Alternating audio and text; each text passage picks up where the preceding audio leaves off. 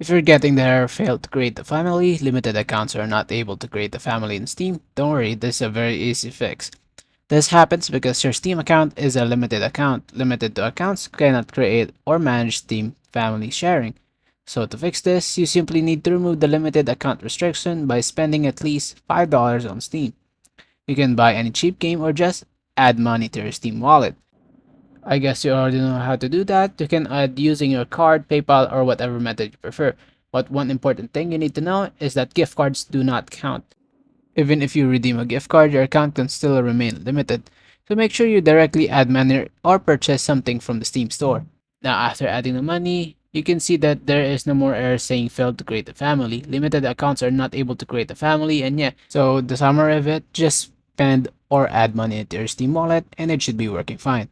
If you find this video helpful, please leave a like. Thank you so much. Have a wonderful day.